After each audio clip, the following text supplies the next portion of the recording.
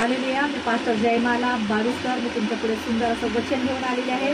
जुना करार उत्पत्ती अध्याय 7 वचन 1 पासून. जुना करार उत्पत्ती अध्याय 7 वचन 1 पासून.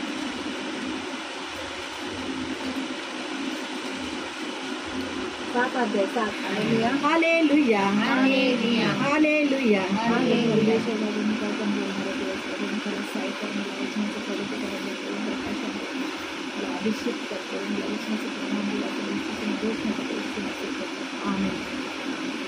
जल प्रलय. Hallelujah hallelujah. मग परमेश्वराने नोहाला सांगितले, तू आपल्या सगळ्या कुटुंबासह तारवात चल, कारण मी पाहिले आहे या पिढीमध्ये तूच माझ्यापुढे नीतिमान आहे. Hallelujah hallelujah. सर्व शुद्ध पशुपैकी नर माद्या 7 आणि अशुद्ध पशुपैकी नर माद्या 2 आणि आकाशातील पक्षापैकी नर माद्या 7 बरोबर घे. अशाने भूतलावर त्यांचे बीज राहील. Hallelujah hallelujah. अजून 7 दिवसाचा अवकाश आहे. मग मी 40 दिवस व 40 रात्र पृथ्वीवर पर्जन्य पाडणार आणि मी केलेल्या सर्व काही भूतलावरून नाहीसे करणार. तेव्हा नोहाने परमेश्वराच्या आज्ञेप्रमाणे सर्व काही केले. Hallelujah hallelujah. परमेश्वराचं वचन काय सांगतं? उत्पत्तीमध्ये परमेश्वराचा एक सेवक आहे नोहा. काय आहे? मराठीमध्ये नोहा बोलतात, हिंदीमध्ये नो बोलतात. हालेलुया. तर देवाने हिची पृथ्वी निर्माण केली, तर लोक पापच करायला लागले जास्त. देवाला खुशी होती की मी माणसं निर्माण केले, पशुपक्षी निर्माण केले, झाडे झुडपं निर्माण केले. तर देवाला आनंद होता सर्वांना निर्माण करण्यात. पण देवाने पाहिलं की लोक काय करायला लागले. हालेलुया. काय करतायत? पाप करतायत. Hallelujah hallelujah. काय करतात लोक? पाप करतायत, व्यभिचार करतायत, खून करतायत, लोभ करतायत, लालच करतायत, एकमेकांना मारतायत. म्हणजे ना प्रेम नाही, नुसतं पाप चाललंय. म्हणून देवाला काय झालं? देव पश्चाताप झाला की मी उगाच निर्माण केलं ही पिढी. हालेलुया. म्हणून काय करावं? मी यांचा नाश करून टाकतो. हालेलुया. मग सगळ्याचा नाश करायचा आहे. पण देवाची नजर नोहावर पडली. हालेलुया. नोहावर पडली. तो कोण होता? परमेश्वराचा सेवक. तो देवाला घाबरून वागायचा. तो घाबरून वागायचा आणि त्याच्या कुटुंबाला पण घाबरायला सांगायचा की बाबा आपण वरून परमेश्वर बघतो, आपल्याला पाप करायचं नाही. हा म्हणतो आणि त्याचं कुटुंब काय राहायचं? घाबरून. म्हणून देवाला दया आली. यांनी तर पाप नाही केलंय. हालेलुया. मग काय करायचंय मला? मी ह्याला सांगतो. म्हणून देवाने आवाज दिला. असं समोर दिसला नाही देव. काय दिला? माझ्याकडे लक्ष द्या. सर्वांनी लक्ष द्यायचं होतं. नंतर वाचायला लागलं की मग नंतर खाली बघा. तर परमेश्वराचं वचन सांगतं, देवाने पाहिलं की ह्या पृथ्वीवर सगळे पाप करतायत, पण नोहा नाही पाप करत आहे. नोहाने त्याचं कुटुंब कसं आहे? पवित्र आहे. तर मी ह्यांचा नाश नाही करू शकत. यांच्याबरोबर पाप करणाऱ्यांमध्ये ह्यांची मी गणना करू नाही शकत. मी ह्यांना मारू नाही शकत. हालेलुया. म्हणून परमेश्वराने नोहाला आवाज दिला आणि काय सांगितलं की ह्या सर्व मी पाहिले. परमेश्वराने नोहाला सांगितले, तू आपल्या सगळ्या कुटुंबासह तारवात चल. ताराव म्हणजे काय आहे? जहाज. Hallelujah hallelujah. तर तारवामध्ये जा तुझ्या सगळ्या कुटुंबाला घेऊन, कारण मी पाहिलं की ह्या पिढीमध्ये तूच माझ्यापुढे नीतिमान आहेस. तुझंच कुटुंब आहे, तूच माझ्यासमोर नीतिमान आहेस. बाकी सगळ्या कशा आहेत? पाप करतायत. Hallelujah hallelujah. आणि मग काय करायला सांगितलं परमेश्वराने? जे पक्षी आहेत आकाशात उडणारे, त्याच्यातले 2 पक्षी घे, नर आणि मादी. म्हणजे नवरा बायको. नर मादी घे. पाळीव प्राणी आहेत त्याच्यामध्ये पण 2 नर मादी घे. जे हे आहेत आकाशातील पक्षी त्यांच्यामध्ये पण नर माद्या 7 बरोबर घे. आणि काय होणार अजून? आणि सर्व शुद्ध पशुपैकी, सर्व शुद्ध घ्यायला सांगितलं का? जे पाप नाही करणारे ते सर्व शुद्ध पशुपैकी किती? हालेलुया. सर्व पशुपैकी नरमाद्या 2 घे. म्हणजे एक स्त्री आणि पुरुष कसं असतात तसं नरमाद्या असतात. पक्षांमध्ये पण नरमाद्या असतात, जनावरांमध्ये पण नरमाद्या असतात, तसं परमेश्वराने हे सांगितलं की ह्या नरमाद्या घे, आणि कारण यांचं बीज राहायला पाहिजे पुढे. मग तुला ठेवायचं आहे ना, मग हे तुला आणि तुझ्या कुटुंबाला पृथ्वीवर ठेवायचं आहे मला. मग जे पाप करणार आहे, जे घाण करणार आहेत त्यांना नाश करायचा आहे. तर कसा नाश करायचा? 40 दिवस 40 रात्र पाऊस पाडू. Hallelujah, hallelujah, hallelujah. तर परमेश्वर काय बोलला, मी 40 दिवस आणि 40 रात्र पाऊस पाडणार आहे, बाकी सर्वांचा नाश करणार आहे. तू, तुझं कुटुंब आणि ज्या नरमाद्या घेणार आहेत त्यांचाच मी बचाव करेन. Hallelujah, hallelujah. मग जशी परमेश्वराने आज्ञा केली नोहाला, तसं लगेच त्याने ऐकलं. जर एखादा परमेश्वराचा दास तुम्हाला सांगतोय असं असं होणार आहे, कारण भविष्यवाणीचं दान आहे, आत्मओळखण्याचं दान आहे, चंगाईचं दान आहे, वचनाचं दान आहे, सगळे दान आहेत, नवरदान आहेत. तर तुम्हाला एक अधिकारी आपला पास्टर सांगतोय तुम्ही असं असं करू नका, हे करा, तर लगेच आज्ञा मानली पाहिजे की मला ह्यांच्याद्वारे परमेश्वर बोलतोय. त्याने लगेच ऐकलं. तो म्हणला असता, अरे दिसत तर नाही कुठं, समोरही दिसत नाही मला, आणि आवाज येतोय फक्त, कशाला विश्वास ठेवून काय सांगते ते. पण त्याने लगेच विश्वास ठेवला की परमेश्वर माझ्याशी बोलतो. Hallelujah, hallelujah. म्हणजे तू किती पवित्र असेल की त्याला परमेश्वर बोलतोय वरून आवाज देऊन. हालेलुया. आणि मग परमेश्वराचं वचन सांगता त्याने दुसरं परमेश्वराने सांगितलं कसं याने आज्ञा मानली. हालेलुया. पृथ्वीवर जलप्रलय झाला त्यावेळी नोहा हालेलुया. पृथ्वीवर जलप्रलय झाला त्यावेळी नोहा 600 वर्षाचा होता. किती? पहिले बघा 600, 900, 1000 वर्ष लोक जगायचे. जेव्हा पाप झालं ना तेव्हापासून देवाने 70 वर्ष, 80 वर्ष, लास्ट 120 वर्ष ठेवले माणसाला जगायचं, त्याच्या पुढे नाही.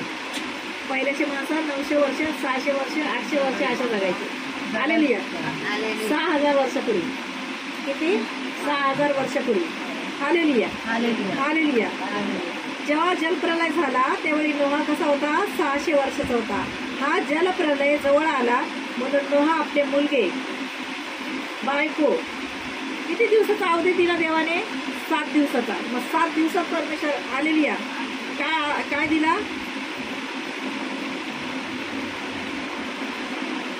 हा, 7 दिवसाचा अवकाश आहे. 7 दिवसाचा अवकाश दिलाय.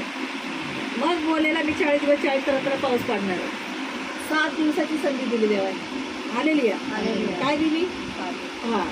हा जलप्रलय जवळ आला म्हणून नोहा आपले मुलगे, बायको, सुना यास घेऊन तारवात गेला.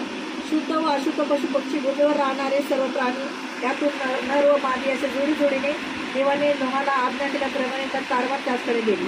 7 दिवसानंतर जल प्रलयाचे पाणी पृथ्वीवर आले. नोहाच्या वयाच्या 600व्या वर्षी 2ऱ्या महिन्याच्या 17व्या दिवशी महाजलाशयाचे सर्व झरे फुटले आणि आकाशाचे दारे उघडली. आणि 40 दिवस व 40 रात्री पृथ्वीवर पावसाने झोड लावली. याच दिवशी नोहा आणि त्याचे पुत्र सेम, याफेत आणि त्याच्याबरोबर नोहाची बायको व त्याच्या 3 सुना ही तारवात गेली. आणि प्रत्येक जातीचे वनपशु, प्रत्येक जातीचे ग्रामपशु, प्रत्येक जातीचे रांगणारे आणि प्रत्येक जातीचे उडणारे प्राणी आणि सर्व जातीचे प्राणी तारवात गेली. सर्व देहधारी प्राण्यांपैकी एक जोडी नोहाकडे तारवात गेली. देवाने नोहाला आज्ञा केल्याप्रमाणे सर्व देहधारी प्राण्यांपैकी एक नरमादी आत गेली. मग परमेश्वराने त्याला आत बंद केले. जसं आत गेले मग परमेश्वराने बंद करून टाकलं त्यांना. पृथ्वीवर जलप्रलय 40 दिवस चालला आणि पाणी वाढल्यामुळे तारू जमीन सोडून पाण्यावर तरंगत राहिले. हालेलुया. पाणी कसं राहिलं? तारू कसं राहिला? तरंगत राहिलं. Hallelujah, hallelujah. सरळ कर. हालेलुया. पाणी कसं राहिलं? तरंगत राहिलं ना, आपलं जहाज तरंगत राहिलं तारू. Hallelujah, hallelujah. प्रलय होऊन पृथ्वीवर पाणी फार वाढले आणि तारू पाण्याच्या पृष्ठभागावर तरंगत चालले. पृथ्वीवर पाण्याचा अतिशय जोर झाला व त्याने सगळ्या आकाशाखालचे सर्व उंच पर्वत बुडवले. बघा किती पाऊस पडला तो. जे उंच पर्वत असतात ना, डोंगर, ते पण पाण्यात बुडाले. हालेलुया. पाणी त्याच्यावर 15 हात चढले. त्या डोंगरावर पण पाणी किती चढलं? 15 हात. हालेलुया. त्याप्रमाणे सर्व पर्वत झाकून गेले. तेव्हा पृथ्वीवर संचार करणारे सर्व प्राणी म्हणजे पक्षी, ग्रामपशु, वनपशु, पृथ्वीवर घसघसून राहिलेले सर्व जीव, जल, सर्व मानव मरण पावले. हालेलुया.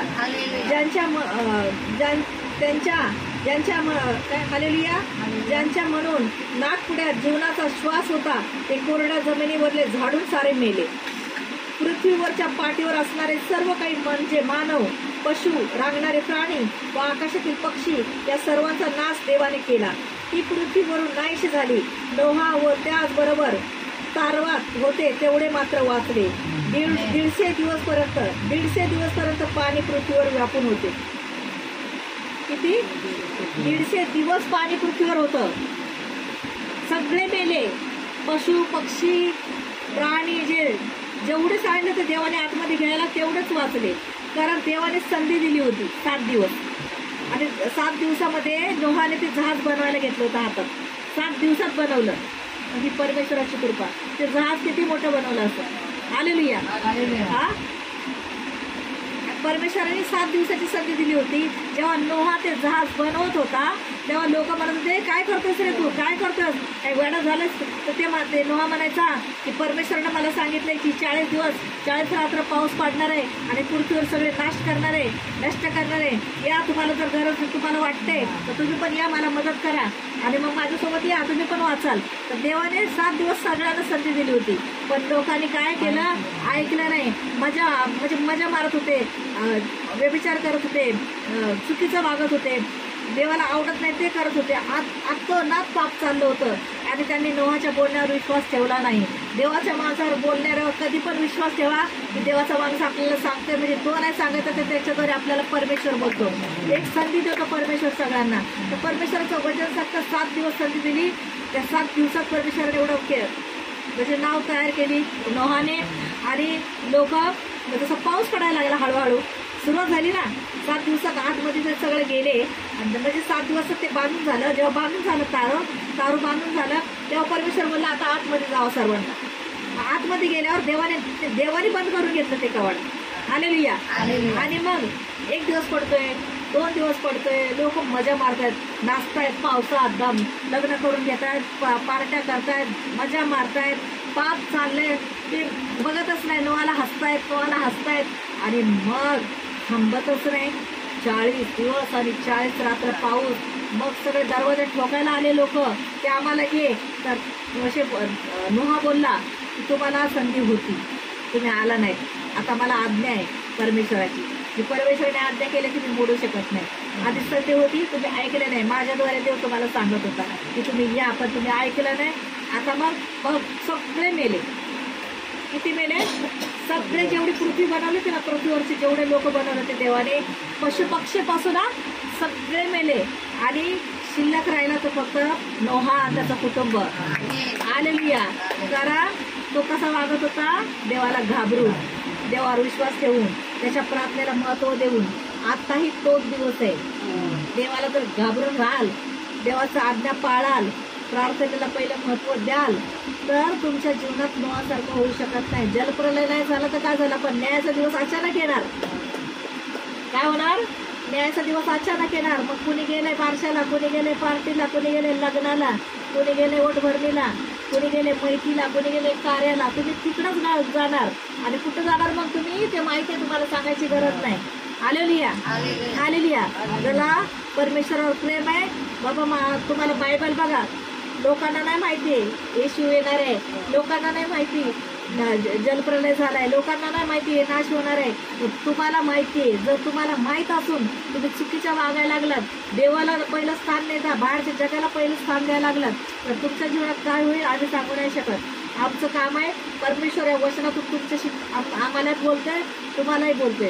आलेली आमच्यापासून आम्हाला भीती आहे देवाची. सर्वांनी देवाला घाबरून राहायचं आहे की कुठलाही दिवस येऊ शकतो अचानक.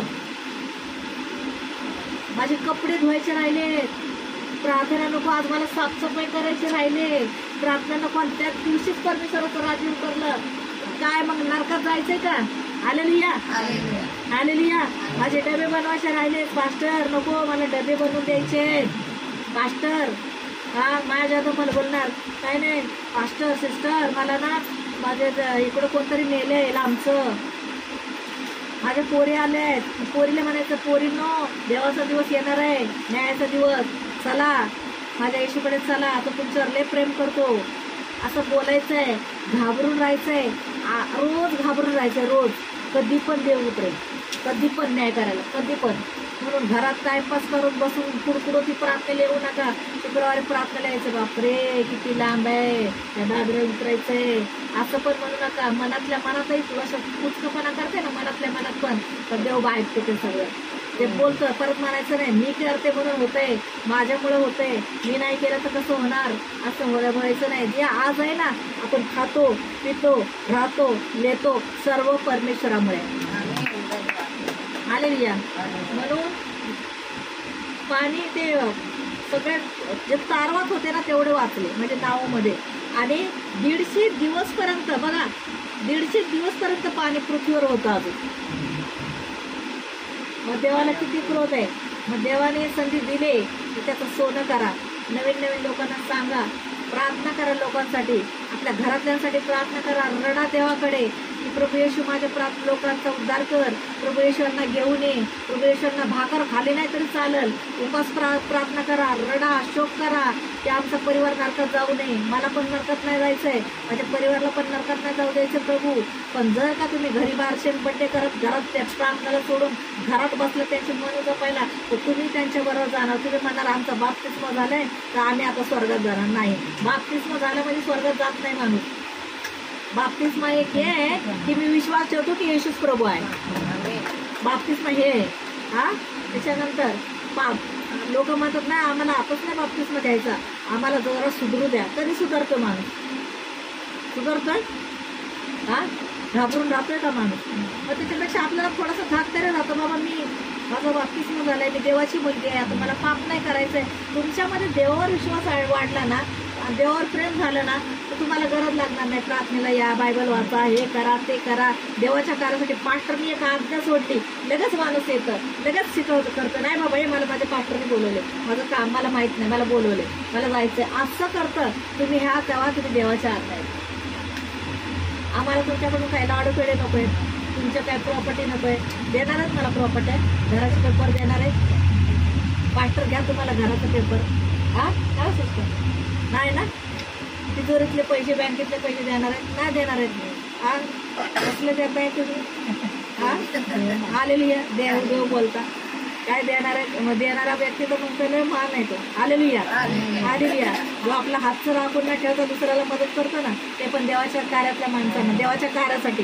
ते म्हणणार आली बाजूवाली जे आपल्या परमेश्वराला नाकारते आणि तिला मदत करताय, तिला खाऊ पिऊ घालताय. देवाच्या माणसांना खाऊ पिऊ घाला, देवाच्या माणसांचा आदर करा, तो तुम्हाला आशीर्वाद देऊन जाईल. बाहेरच्यांना खाऊ घालणार ते तुम्हाला आता खाण्यानंतर बाहेर उलट्या होऊन जाणार. म्हणून परमेश्वराच्या भवनामध्ये जेवढं काही तुमच्याच्याने होतंय, एक विधीवर देव प्रेम करतो. विधवांचा अनाथाचा कैवारी परमेश्वर आहे. ती विधवा आपला विचार न करता आपला भरभरून परमेश्वराच्या कार्यात देते. तर देव म्हणतो हीच माझं, हिचं दान मला सर्वात मोठं आहे. ज्याच्याकडे आहे ते तर देतात, पण जिच्याकडे नाही ती आपली सगळी उपजीविका परमेश्वराच्या भवनमध्ये टाकते. तर देवाला देव म्हणतो अशी व्यक्ती मला ही आवडते, मी विचार प्रेम करतो. मग देव सगळं लक्षात ठेवतो आणि देव न्यायाच्या दिवशी सगळं देत. हालेलुया. जेव्हा तुम्हाला पृथ्वीवर पण राहून तुम्हाला गरज लागली, काय लागली, तर परमेश्वर तुम्ही इकडे रडून प्रार्थना करताय देवाकडे, माणसाला न सांगता. व्याजाचा विचार करायचा नाही, व्याज आणि लोन कर्ज काढायचा हा विचार ठरवायचा नाही. कारण बायबल सांगतं, परमेश्वर बोलतो मी तुला दिलेल्या अनुवाद 15:6 मी तिला दिलेल्या वचनानुसार तुझे कल्याण करेन, तू इतर राष्ट्राला उसने देशील, तुला कोणाकडून उसने घ्यायची गरज लागणार नाही. राष्ट्राची सत्ता तुझ्यावर नाही चालणार तर तुझी सत्ता राष्ट्रावर चालणार. पैशाची सत्ता तुझ्यावर नाही तर तुझी सत्ता पैशावर चालेल, असं वचन आहे अनुवाद 15:6 मध्ये. तर तुम्ही डायरेक्ट लोन कर्ज हे काढायचे विचार केले तर तुम्ही देवाचे माणसं नाही. मग हे तुम्हीच फेडत बसा मग आयुष्यभर. तेव्हा म्हणतो तू माझ्याकडे माग मी तुला देईन, पण माझ्याशी पहिले प्रामाणिक राहा, मग हे सगळे आशीर्वाद तुझ्यावर लागून येते. Hallelujah hallelujah hallelujah. परमेश्वराचं सुंदर असं परमेश्वराने आपल्याला वचन दिलेलं आहे. आणि त्या वचनाद्वारे मला असं वाटतं की तुमच्या जीवनात प्रभूने कार्य केलं असेल. आताही तुम्हाला जर भीती वाटत असली तर तुम्ही खरं वचन ऐकलं असेल.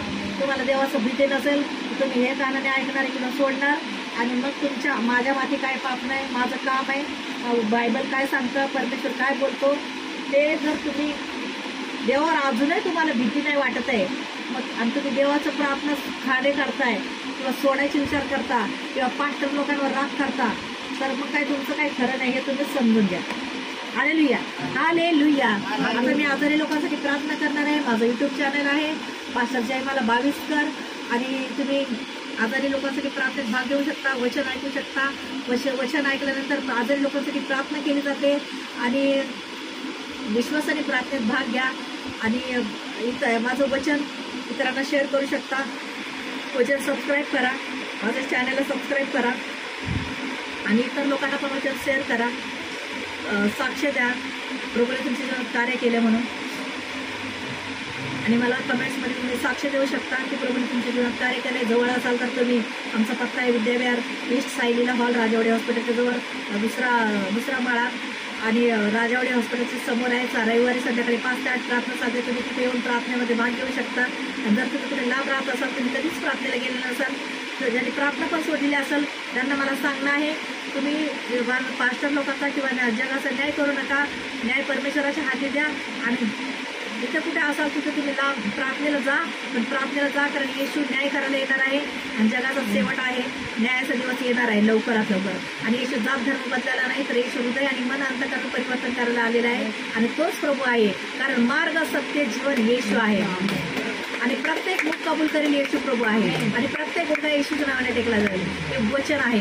म्हणून प्रभू परमेश्वर येशूकडे या आणि येशूच्या प्रेमाचा अनुभव घ्या.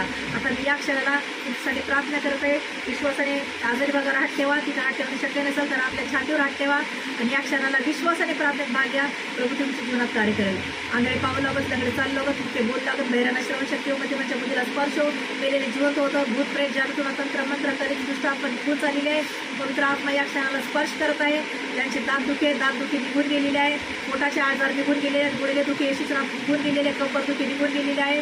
ज्यांना किडनी स्टोन आहे किडनी स्टोन गायब झालेला आहे. कॅन्सरच्या गाठीला येशूच्या नावात मी अधिकार घेते. त्या कॅन्सरच्या गाठीला येशूच्या नावात धमकावते, निघा यांच्यामधून येशूच्या नावात. कॅन्सर ट्युमरची गाठ येशूच्या नावात निघून चाललेली येशूच्या नावात मी सर्व प्रभू येशूला सैतानाचा दुष्ट शक्तीचा जो मला अधिकार दिलेला आहे त्या अधिकाराचा वापर करते. सर्व आजार दुखले संकट निघून गेलेले आहेत येशूच्या नावामध्ये. प्रभू येशूची शांती सर्वांच्या जीवनात उतरत आहे. त्याचं लग्न ठरत नाही प्रभू येशू त्यांना आज चांगलं जीवनसाथी देत आहे. प्रभू येशू ज्यांच्या घरात भांडण आहेत प्रभू येशू त्यांच्या घरात शांती घेऊन येत आहे.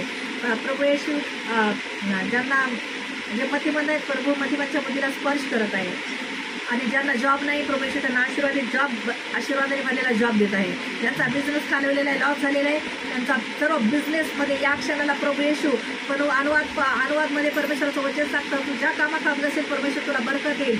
तुम्ही या क्षणाला अनुवादमधलं वचन ऐका आणि ते प्रार्थना करून त्याच्यात भाग घ्या तुमच्या बिझनेसमध्ये आणि बघा परमेश्वर तुमच्या हातच्या कामाला बरकत दिलेलं आहे आणि लॉसचा दुष्ट आत्मा निघून गेलेला आहे बिझनेसमधून. येशूच्या नावात मी प्रार्थना मागते. पूर्ण मुख कबूल करणारे येशू प्रभू आहे. प्रत्येक गुडघ्याने टेकले जाणारे येशूच्या नावात धन्यवाद पिता. प्रभू आज्ञा करणारी मी आहे आणि कार्य करणारा तू आहे. या क्षणाला प्रभू स्वर्गातून पवित्र आत्माचा अभिषेक उतरत आहे. पेंटेकोस्टची आग उतरते. ज्यांना प्रभूचं कार्य करायचं आहे त्यांच्यावर पवित्र आत्माचा अभिषेक उतरत आहे. पवित्र आत्म्याची आग उतरत आहे. ओ राबाला ना बारा पवित्र आत्म्याचे 9 वरदान उतरत आहेत. प्रभू आज्ञा करणारी मी आहे पण कार्य करणार तू आहेस.